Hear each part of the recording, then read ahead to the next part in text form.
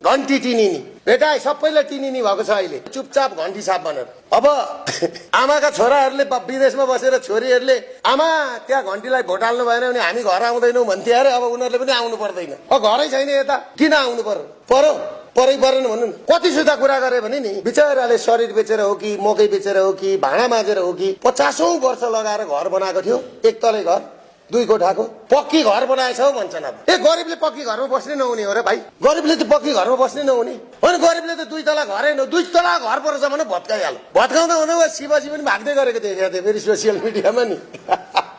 रोकेन। त्यसले गर्दाखेरि म बालन सरकारलाई के भन्छु भने तपाईको बुद्धि यति नै रहेछ। ल्याएको त देखिहाल्यो नि अध्यादेश देखिएन।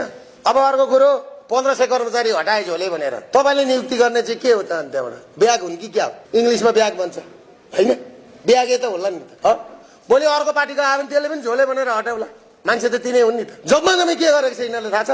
आयोग हटाएर समिति बनाए। ती पुराना राजदूत फर्काएर अब नयाँ आफ्ना मान्छे पठाउँछन् माल खाएर। भिसीहरूलाई पनि त्यही हो, बार्गेनिङ गरेर खायो। मान्छे हटाएर 1500 हटाएपछि त सबै खाने आएका हुन्, मुख भगैरहेछ। अन्तिममा कसले दुःख पायो भन्दा सुकुले। सबैभन्दा नराम्रो दुःख कसले पायो भन्दाखेरि जो गरिब छ, जो कमजोर छ त्यसैले दुःख पायो। धनीलाई त के मतलब? कुन चाहिँ मारवाडी पक्रिन सक्यो? 3टा पक्रेपछि अरू जम्मै इन्डिया गएर बसेका छन्। भोलि यिनीहरू सबै सेटल गरेर यिनीहरू आउँछन्। कुन चाहिँलाई पक्रिन सक्यो? डिप स्टेटको कसलाई पक्रियो? पवन कल्याणलाई पक्रियो। ऊ रासपाकै हो, रासपालाई लगानी गरेको। किन पक्रिँदैन? सबैभन्दा फटाइ गरेको त्यो पवन कल्याणले। दिपेन्द्र अग्रवाललाई पक्रिन सक्यो? सकेन नि। किनभनेदेखि अरूलाई पक्रिन्छ, साङ्घाई ग्रुपलाई पक्रिन्छ, विशाल ग्रुपलाई पक्रिन सक्दैन नि। सबै सेटिङ भइसकेको छ। त्यो चाहिँ कस्तो हुन्छ भने गुण्डाहरूले के गर्छ भन्दाखेरि हुन्छ नि, गुण्डाहरूले पुरा इन्डियातिर ड्याङ्ग एउटालाई मार्छ र तर्साउँछ, मार्छ नि।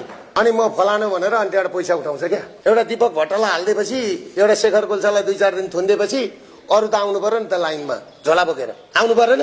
जम्मा त्यति मात्रै है भाइ, अरू हुनेवाला केही छैन यहाँ। अब मलाई एउटा कुरा थाहा छ, भदौ 23 र 24 गतेको जुन कार्की आयोगको जुन छ नि त्यसको त मलाई विश्वासै छैन। त्योबाट त केपीलाई पनि कारबाही भएन, हुँदैन। उसलाई पनि भएन नि, सक्यो होइन। भदौ 23 र 24 को जेएनजीले भेटाए भयो त भएन। राष्ट्रिय मानव अधिकार आयोगबाट जुन बनेको छ नि त्यो चाहिँ लिली थापाको नेतृत्वमा। ती लिली थापा चाहिँ महान रसिन मान्छे। यिनले सार्वजनिक गर्न खोज्दाखेरि यिनलाई झम्टे छन्।